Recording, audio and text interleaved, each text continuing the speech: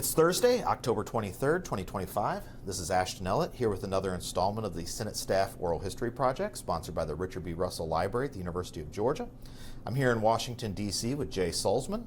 Originally from Washington State, Mr. Sulzmann earned a bachelor's degree in political science and international studies from Rhodes College in Memphis, Tennessee. He began his career on Capitol Hill in the office of Representative Wally Herger of California, spending time as a staff assistant, legislative correspondent, L.A., and senior policy advisor. He joined Senator Johnny Isakson's staff as a health policy advisor in 2013. And from 2014 until 2019, he served as Senator Isakson's legislative director. He is currently senior vice president at Penn Avenue Partners, a governmental and public affairs firm based here in Washington, D.C. Jay, I know you've got a busy morning, so we'll get into it, but we'll thank, of course, Randy Knuckles and everybody here at the Denton's Washington, D.C. office for their hospitality. Tell me, you grew up in Washington State, or as you just told me, a little northwest of Atlanta. Exactly. Tell me about that. You know, what was that like? What did your folks do? How did you get interested in politics? So I was actually born in Norfolk, Virginia, and we moved to Washington State when I was 3 years old to be closer to my mom's side of the family. Okay. I had an unusual childhood. I was a homeschooled only child at the very early end of when homeschooling was a thing. So I like to say I was a homeschooled only child who in high school we were going to a church with 25 people that was pretty much my only social interaction. So somehow I don't know how I managed to make the transition to college and the giant campus that is Capitol Hill. But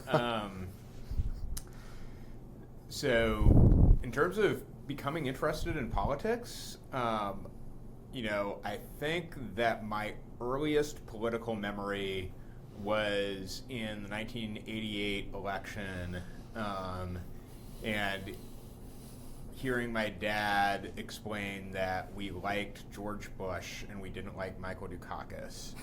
And as a naive 5-year-old, my immediate response to this was, why don't we want them both to win? Adorable. But got a little more wise to the ways of politics, and pretty quickly realized that growing up Republican in Washington State, it was usually a pretty disappointing election day. What part of Washington? So we were in Southwest Washington, okay.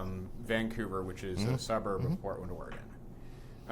But then the 94 election rolled around, and it was the Republican Revolution nationally, but the wave really crested in Washington State. We went from having an 8-1 Democratic majority in the House delegation to a 7-2 Republican majority overnight. That included my home district, the 3rd Congressional District in Washington. We re-elected our Republican senator. And was that Slade Gorton? Slade Gorton. And it was just like a clean sweep up and down the ballot, and it was kind of, I think for me, it was kind of like, oh, okay, sometimes you also win at this thing. So, been chasing that high ever since, huh, Jay? Exactly. Being a homeschooled only child, I had a lot of very nerdy pursuits, whether it was birding or astronomy or stamp collecting, any number of things that I just described my daughter's weekend. So. Different times in my childhood, and politics kind of became part of that too. And I used to go through the almanac that we had on our bookshelf and go through all of the election results from the previous year. Oh, like the CQ. This was just the World Almanac, Gotcha. so the election stuff was only a small part of it, but it also opened my eyes to things like that Sault Ste. Marie, Michigan gets the most snowfall of any place in the U.S., and I was like, I want to live there. I no longer want to live there.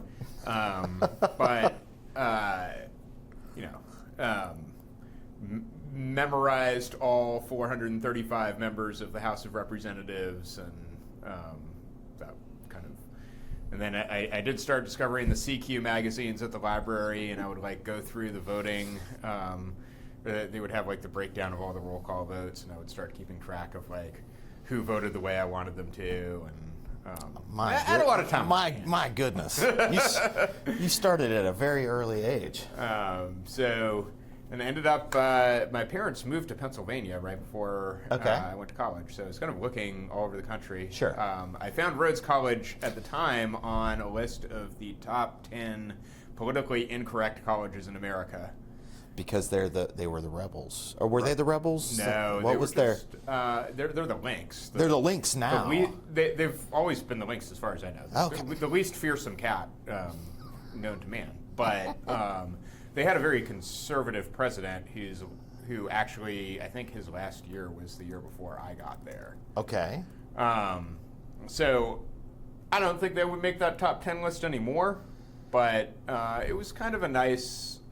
I think, coming to a campus that was a little more politically balanced, like the political science department there was actually 3-3 Republicans and Democrats, which I don't think would be the case on a lot of college campuses. So I think that kind of helped me ease the transition from extremely sheltered, homeschooled only child to getting out in the real world. But I majored in political science, and then got to my senior year, and I was like, what am I actually going to do with this? So I came up to D.C. to do some informational interviews, and then I basically put in my resume with a couple of resume banks in town, and then didn't follow up on it. Okay. And I was doing odd jobs around a warehouse over the summer, thinking I would move back to Memphis and try to find a job there, and got a call out of the blue from Congressman Herter's office. And they said, we got your resume, can you come in and do a writing sample? So I rented, I borrowed a friend's car, because my car was still back in Memphis, and drove to the New Carrollton Metro Station at the end of the Orange Line, took the Metro into Capitol Hill, did my writing sample, came back, and the key broke off in the lock on the door of my friend's car. Luckily, this was 2004. Luckily, I had a calling card in my pocket, so I was able to go to the payphone outside the metro This is such station. an old-timey sentence that you're I feel constructing. like I should be stroking my beard as I do this, but I was on my way to the AAA the Blockbuster video. Yeah, got AAA to come out and fix the lock, and then that was fortunately the most dramatic part of the experience, and ended up getting hired on as staff assistant. So you had no idea who Wally Herger was, or? Well, no, I did, because Ashton, I remind you, Oh, I had all 435 members of Congress memorized. That's right. Yeah. My apologies. My apologies. It was funny, kind of like going from like having this all in your head to like then you're there and you're like seeing the names on the doors, and It's like when you write your dissertation and you finally meet all these people. Right. Like, you are like the memos you write. Yeah. That I've read. So tell me about that experience of making the transition from I'm interested in doing this to I am now doing this work. So as a staff assistant on Capitol Hill, right, you are not writing policy. No. You are doing a lot of answering the phone and giving people tours of the Capitol, and getting flags flown over the Capitol. And I remember one of the best pieces of advice I got from my first chief of staff, who was John McGill. He's actually the president of the Capitol Hill Club now. But I remember he was like, I know you think you know a lot about how things work. You don't actually know anything about how things work. So, like, this is the time to just kind of be here and learn. And I think I took that to heart, and I found opportunities to pitch in on things around the office, and then someone left, and I got promoted up to the legislative correspondent role, and someone else left. Well, actually, John left, and our legislative director moved up to chief of staff, and I became an LA. And what issues did you oversee as LA? I was initially the jack of all trades LA for about 2 weeks, and then our new chief of staff realized that he had thought that he could be chief of staff and continue handling healthcare for the Ways and Means Committee, and it took him about 2 weeks to realize that was insane. So I found myself as a 23-year-old newly minted LA doing committee work on Ways and Means, which was pretty cool. And had you had any interest in that, or was it just one of those things where this is what you do now? Health was my least favorite subject in elementary school. So it's definitely not anything. I mean, I was like every other kid who comes to DC and thinks I'm going to be doing national security and foreign policy. And, I won't say that like handling healthcare was like, oh, I found out that this was actually my dream all along. I mean, I ended up picking up tax policy a couple of years later, and that was something that I think I was much more of a natural fit for. It just kind of worked with the way that my brain works. So I spent like my last 4 years in Congressman Herger's office as a senior policy advisor, doing both tax and health on the Ways and Means Committee. It was an eventful period where we had the passage of the Affordable Care Act, and then the first effort to repeal and replace the Affordable Care Act. Herger became chairman of the health subcommittee in his last 2 years in Congress. So, how did that change the nature of your work? Because you were still personal staff, but so more interactions with. Definitely more interaction. So, he had always been, in my entire time there, he had been ranking member or chairman of one of the subcommittees. Right. Health was the first one that was like, this was what I was working on. Okay. And the subcommittee staff would come up like once a week and brief the congressman on everything that was going on. So it definitely had a lot more interaction with them, but it really got driven home to me that the subcommittee staff works for the full committee chairman, not the subcommittee chairman, especially on Ways and Means. Oh, yeah? And so the number of times that I was like, why do I feel like I am pulling teeth to try to figure out what's going on with my boss's priorities when he's the chairman of the subcommittee?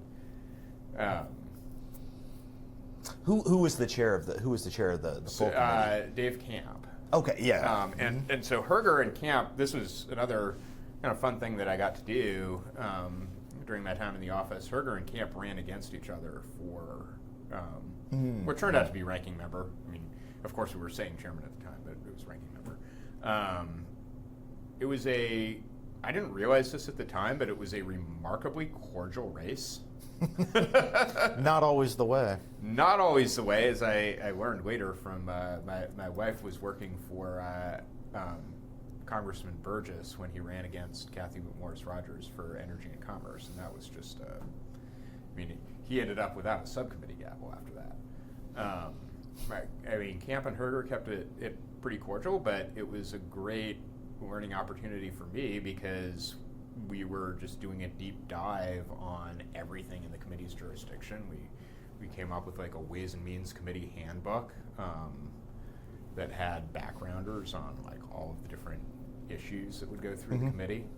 I learned interesting nuggets like the fact that the health subcommittee jurisdiction, the official rules still say that the Ways and Means Subcommittee on Health has jurisdiction over Medicaid, even though that's actually been handled by Energy and Commerce for like 40 years. So maybe you should press that subject. I know, right? I've thought about taking advantage of opportunities when E&C might be a little bit on the ropes. But. Well, since you were with Herger's office when the Republicans were in the minority. Correct. So Democrats took the gavel in 2007, I guess, January 3rd, 2007. And then, obviously, the Tea Party Revolution 2010 brings Republicans back into the majority. How did that shift your work or nature of your work going from minority to majority status? I was a lot more busy. Yeah. People would ask me during the fight over the ACA, like, oh, you're handling healthcare for the ranking member. Like, you must be really busy right now. I was like, not really. I'm just I'm sitting at my desk editing press releases about how bad this thing is because we weren't part of the process at all. Right. So, I mean, once you're in the majority, it's like, okay, now you're actually setting the agenda and you're firing with real bullets, and it's a lot more fun, but a lot more intensive. Sure. And then I would go through that experience again when Republicans took the majority in the Senate in 2015, and I think having been through it before, kind of prepared me that I need to think about where there may be some things in my portfolio that I'm going to need to shift to someone else because I'm about to be a whole lot busier. Right.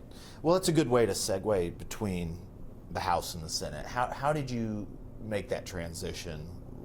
How did you get from California Congressman's office to Senator Johnny Isakson, the junior senator from state of Georgia? So when Congressman Herger announced that he was retiring right around the beginning of 2012, and I started looking pretty early on, but I don't think I was intensively looking. There were a few things that kind of came and went, but as summer turned into fall, it was a presidential election year. And I was looking at the time at opportunities off the Hill as well, but that just kind of, everything downtown kind of goes into freeze mode while you're waiting to see how the election is going to turn out and what needs people are going to have. 2012, obviously not a great election for Republicans, so those opportunities were just not immediately presenting themselves. And there were 3 new members who had just gotten added to the Senate Finance Committee, Senator Isakson, Senator Portman, and Senator Toomey. And so I started really honing in on seeing if any of them had needs for staffers who understood that subject matter. Ended up having a couple of good friends who back-to-back recommended me to Senator Isakson's office, and ended up coming on board as the health policy advisor, handling both the Finance Committee healthcare work, which was where I had a lot of experience, and also the Health, Education, Labor, and Pensions Committee healthcare work, where I had no experience at all. I shouldn't say not at all, but FDA, I would take meetings on it, but I didn't have it in the Ways and Means Committee, so I was not an expert on those policy areas at all. People would ask me about the moving from the House to Senate, what's the biggest difference? And my answer to that was always the number of meetings, which is twofold. It was you just had a lot more constituents, 10 million people who were, an hour and a half plane flight away from Atlanta versus, 700,000 in a rural district on the West Coast. Much higher constituent meeting volume, but then also the Help Committee at the time, I don't think this is really the case anymore, but back then, they essentially legislated through staff meetings. So that was very common when Frist was in charge. You would have, we would have all of these working groups organized around different legislative projects, and I was making the 10-minute one-way trek from Russell to Hart multiple times a day to participate in all of these working group meetings. So before Zoom, getting those steps in. I feel like that that first year or so, I was just like, man, how am I going to keep up with the schedule? I feel like I have no time at my desk. But it was a great way to learn the issues because I was spending a lot of time with staffers who were who had spent a lot of time on the health committee and were really sharp on all that stuff. So did you, when you came on board, were you reporting to the LD or did you report to Chief of Staff? So Senator Isaacson technically did not have an LD at the time. That's right. But Joan, as the deputy chief, was performing that role. Okay. So I reported up to Joan, and then I had a legislative correspondent under me. Mm-hmm. And then when Chris got appointed to the Georgia Economic Development job, and Joan moved up to chief, she was pretty quickly like, okay, let's have an LD. and I mean, I think it's fairly unusual that I was able to come into that role after just a year in the Senate. Because I think, typically Senate LD is a big part of the job description is like understanding Senate process, and I still had a lot to learn on that front, but I think it was the fact that I kind of showed that I understood the nexus of the policy and the politics. Was what really stood out. And Joan was still in the office. Yeah. So, yeah. What stood out to her and the leadership team. So they put me in that role. I was still handling healthcare. Okay. For the first little over a year in that job. So I had 2 LCs under me, one for finance and one for help. But I was still doing a lot of the day-to-day work. So did that mean, was that because there were the major legislation that was you were trying to get moved through help, or was that just because there was nobody else there to do it? That was a big part of it. Okay. Yeah. I was hoping to flatter, yeah, I mean, it was the indispensable man over here.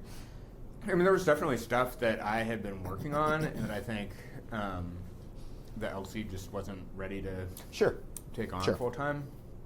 But then, again, kind of going back to my earlier point of, the majority, being in the majority changes the equation. And so when Republicans won the majority in November of 2014, like, I'm not going to be able to be LD and continue doing the day-to-day healthcare work. And so that's when we brought on Jordan to be the Health LA. Jordan Latham. Yes. And then I was kind of full-time LD from there on out.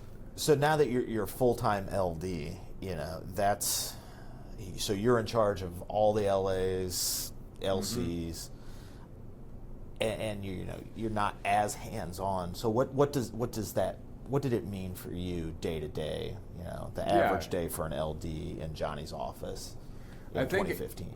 So I think it's definitely a multifaceted role, right? Sure. Like you have, part of your job is managing the staff, right, and dealing with all of those personal or interpersonal issues that come up from time to time. Trying to make sure that I was getting enough one-on-one time with each of the LAs and LCs to know how they're doing and what they're happy about, what they're not happy about, what I can be doing better as a manager.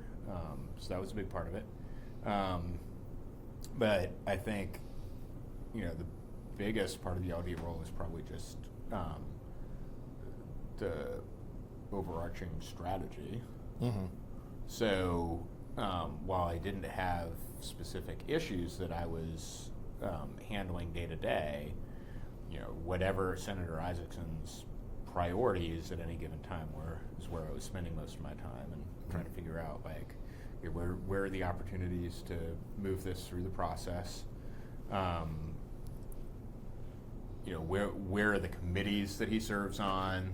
What are the things that are coming down the pike? What are the issues that are going to involve multiple LAs needing to work together because they kind of cut across portfolios, and where something might be happening on the tax side that implicates something that has been a priority for Senator Isaacson in foreign policy, and the tax staffer isn't going to know that, but I'm the one who needs to kind of have that bigger picture. Okay. And then the other part of the job, I think, I realized that I spent a lot of time just kind of being a traffic cop.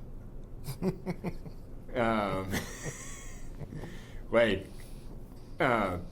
having people would be coming to the office through me, and I'd be making sure that they got to the right person on the team. Just a lot of that kind of, managing the flow of paper, editing press releases, editing newsletters. There's a lot of that kind of stuff. Oh wow! So you still had that level of involvement in. Okay, so and editing constituent mail. Okay, wow. So, I mean, kind of making sure that like everything that was coming out of the office was like having the policy, sort of the policy pen. Right. Gotcha. So, did you have any interaction? 2016 would have been a re-elect year. Yes. For John. So, obviously, not on the government dime, but did you have off hours work, coordination with the campaign on legislative accomplishments, goals, things like that? So he's doing a lot of that kind of informally, nights and weekends, right. Throughout the year, and then ended up going down to Atlanta for the last 6 weeks before the campaign. Or before the elections, the campaign put me up in a hotel near the office, and I was kind of splitting time between official and campaign work for that home stretch of the campaign. Okay. So when it would have been, I guess it was before the 2016 campaign started, that Johnny revealed his Parkinson's diagnosis. How was that communicated to senior staff in the office? So I remember we had, I think we had like a senior staff heads up, and then we had an all-staff meeting where Johnny talked to us about it and kind of explained, like, this is the treatment plan that I'm on. I remember early on, it was kind of a big deal that I think his doctors had kind of said, like, it's actually really important to keep doing what you're doing as much as you can, because that is one of the things that helps to slow the progression.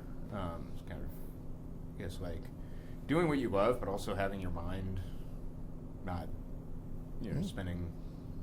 And that, I mean, I've had much more minor brushes with like chronic conditions that doctors didn't really have a good handle on, and you can really like psych yourself out just spending all of your time thinking about like worst case scenarios, but also like what symptoms am I experiencing right now? Right, you hyper focus and not a good thing. Right, and so like I think having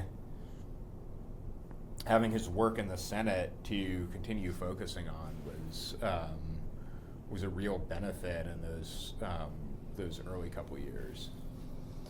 So you get through the re-elect, and Johnny enters what would end up being his final 3 years. 3 years. 3 years in office, and how did you experience those final years in office, and as it became gradually more aware to the senator that he wasn't going to be able to complete his full term? So I mean, we could definitely see that we could all see like how he was slowing down, but I mean, it also, I think, one could say, unlike some other senators that we were all watching, I mean, you could see that it wasn't affecting his mind, right? So it was a physical slowness, but definitely not a mental. Right. It was the cane. You could see the cane, and then as time went on, the wheelchair. Just to kind of get from one place to another. I think it was really in that last year that the flights back and forth started to become a real challenge. And I'm gonna be like, okay, he's flying up on a Monday, like probably not want to really have a lot of meetings or staff time when he gets into town, because he kind of needed to recover from that. So I mean, it was challenging to see like how I think there were things that he might have been able to take on in the past that we just had to kind of pick and choose a little more on what events he was going to go to, but even like what stuff he was going to do within the Senate. It was hard to see, but I think what I always think about, and I got so funny story about him announcing that he was retiring at the end of 2019. Yeah. I was on a week-long birding trip in Panama. Sounds like the beginning of a very elaborate joke, but go on. And I think Trey Kilpatrick tried to call me the morning that he was making the announcement, and I was like out of cell phone range because we were like out in the field early in the morning, as you do when you're looking for rare birds in the jungle. And I remember coming back to our lodge like early afternoon, and as soon as my phone is like picks up the signal, I'm just like, my text messages are blowing up, and it's like, oh my gosh, so sorry to hear the news. Like, I thought it was much worse news for understandable 5 minutes until I got through enough to see, okay, this is what's going on. But I always, reflecting back, think like the timing of him stepping down at the end of the year was such a blessing, because the first thing that happened after he left was that first impeachment trial. And the senators had to sit in their chairs for the entire day, and like part of what was so rough for Johnny about those flights was just having to sit in the chair sit in the seat on the airplane for 2 hours. So, like, if he hadn't gotten out when he did, I truly think that probably would have killed him. Impeachment, COVID. And then we had COVID, and people would ask me after I went downtown, like, do you miss being on the Hill? I was like, well, since I left the Hill, we had an impeachment trial, COVID, January 6th, another impeachment trial. We had a speaker get thrown out. Like, I don't really know what there is to miss here. So other than that, how was the play? Yeah. So you had some time to prepare your exit, your departure. Yes. Not always the way for senators or staff rather. So what was that transition like? Did you know that you wanted to leave, that this was the time to leave the Hill?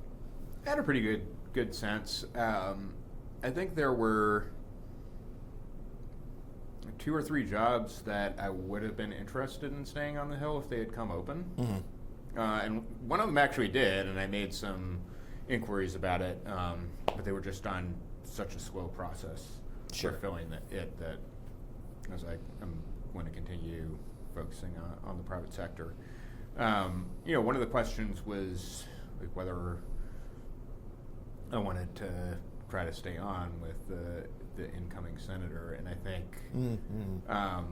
I realized pretty quickly in thinking about that as someone who had not been a huge fan of the Trump takeover of the party, and I felt comfortable working for Johnny because he was also not a huge fan of certain aspects of that takeover, but it's like, okay, whoever comes in is going to have to be running for re-election as an appointed senator with Trump on the ballot. And regardless of even where they want to be, they're going to be forced to be joined at the hip. And I just didn't really feel like I wanted to be part of that. So I ruled that out pretty quickly.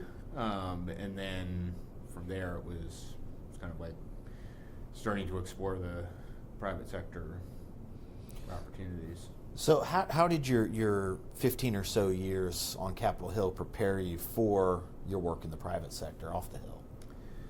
I think it's, a big part of it is just the relationships that you develop with staff who are still on the Hill. I think that's a major asset going downtown. I think I would say that, and then just the policy knowledge, right? Right. I think once you get to be really good at one area of policy, it becomes easier to pick up other areas of policy. So what I knew after 6 years as a legislative director, being a generalist, I didn't want to go somewhere where I was just going to be back to focusing on one narrow set of issues, and that's what ultimately drew me towards the multi-client lobbying firm world, and to where I am now, which is very much a generalist firm where we have a lot of people who are former Senate LDs. So I think it's the people, it's the policy, and it's the process, right? If you want to make the 3 Ps. The Senate process is pretty inscrutable to people who haven't worked in the Senate. I like to make the Karate Kid reference of it's like Mr. Miyagi telling Danielson, like, no matter how much Senate process you know, always someone know more Senate process than you. But it's funny, like things that you take kind of for granted, and you realize like, oh, this is actually really valuable insight to a lot of people around, even like here in DC, who just kind of don't understand why do we have to vote on cloture twice? What is this reconsider? Right. Where is the table? And I feel like I feel like the Senate deliberately makes some of this kind of opaque, like it's like the New York City subway hotlines map. It could be better. Yeah, the hotlines are a very closely guarded secret. Like it's hard to find out what amendments have been filed on legislation, and then like all of the text of that is on an internal Senate system that you can't access. Classic gatekeeping behavior. Yeah. Well, you sort of alluded to this when you talked about President Trump and the sort of current era, the current environment in which politics is operating. But what advice would you have for 22-year-old you here in 2025? What is the experience worth it? Is how should you approach it in this sort of new era? So I think the experience is definitely worth it.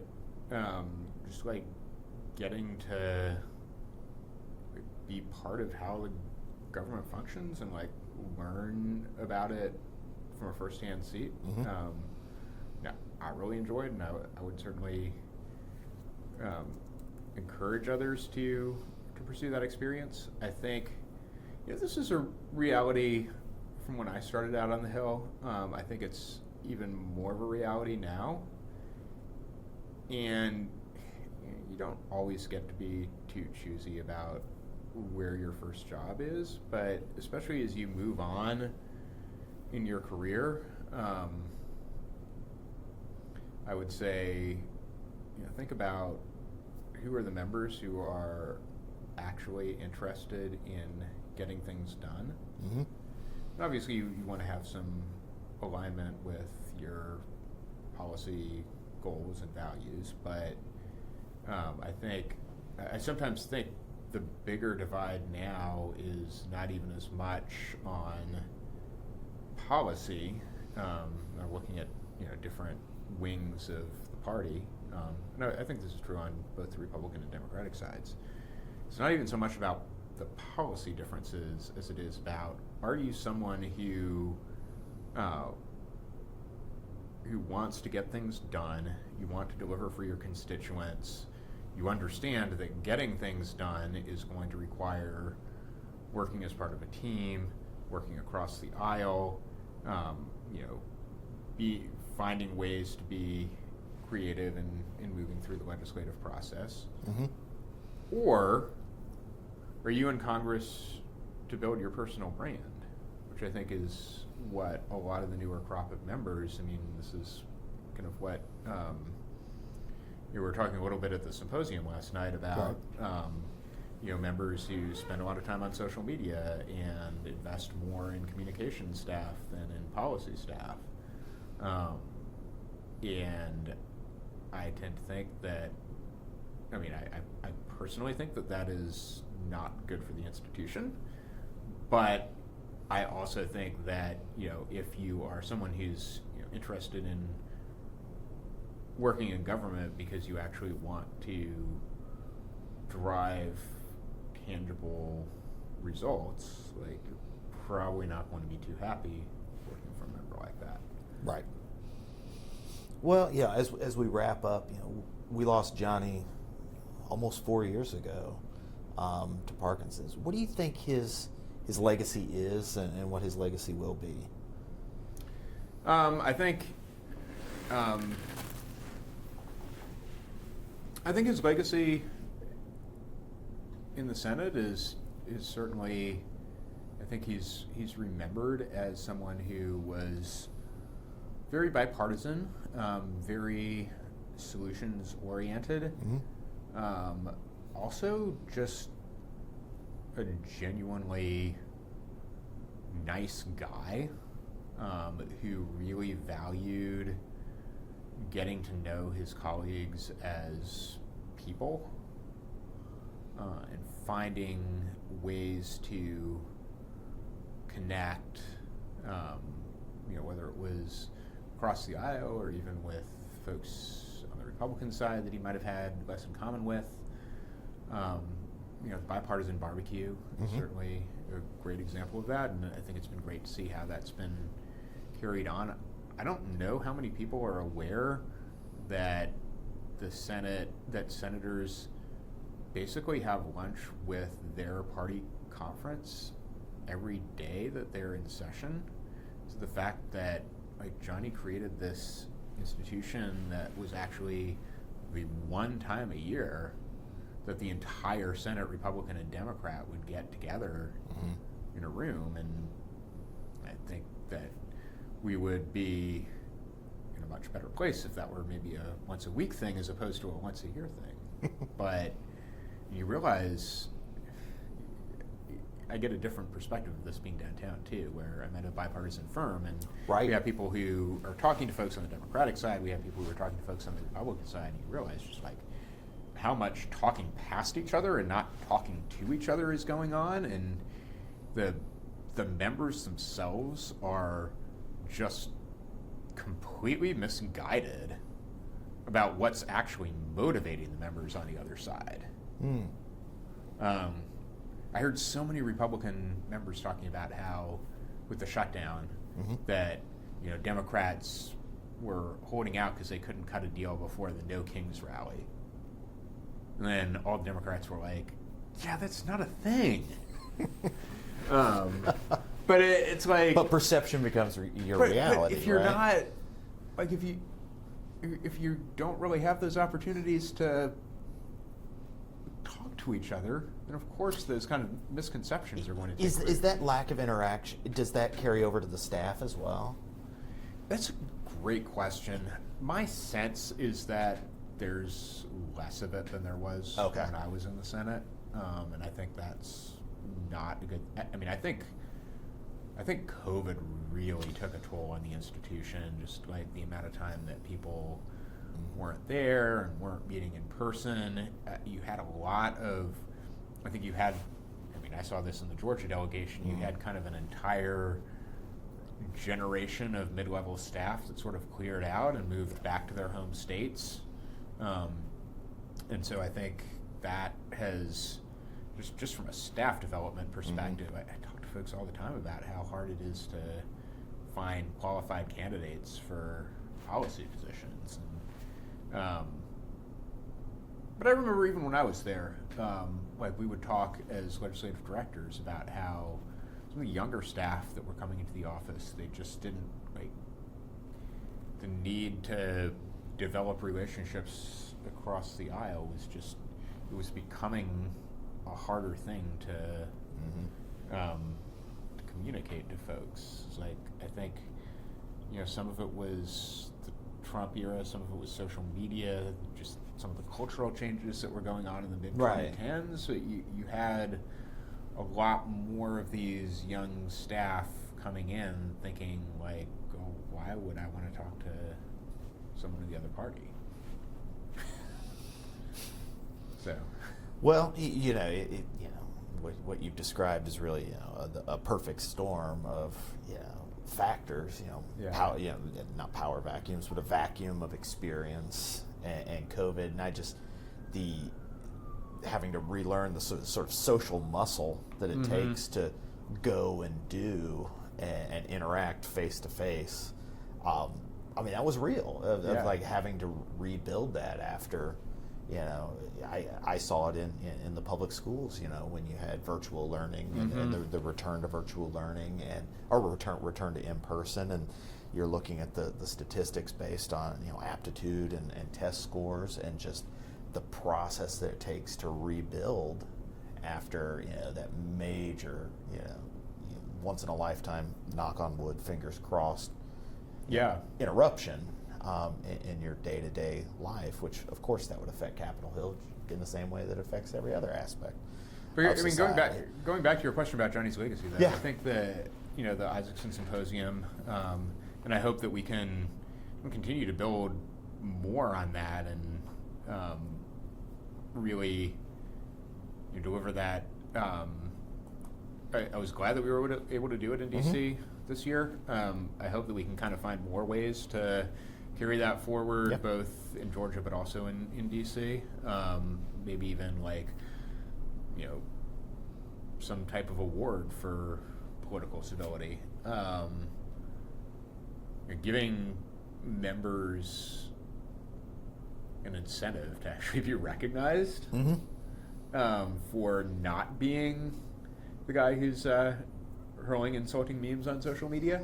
And then also in the barbecue, I think it's wonderful that that's continued on. I kind of hope that can continue to be a little bit of a signpost to the senators and staff who are coming in now to be like, it doesn't have to be the way that it is when you are looking around at the landscape right now. Right. It's a choice. It's a confluence of choices, and nothing really changes until you choose to change it. Well, I know you are a busy man and you need to get to your next meeting, so thank you, Jay, on behalf of the Russell Library. Thanks for supporting this program. Great to see you at the symposium, and we'll get together again soon. Likewise. Thanks so much, Ashton. Thank you. Bye.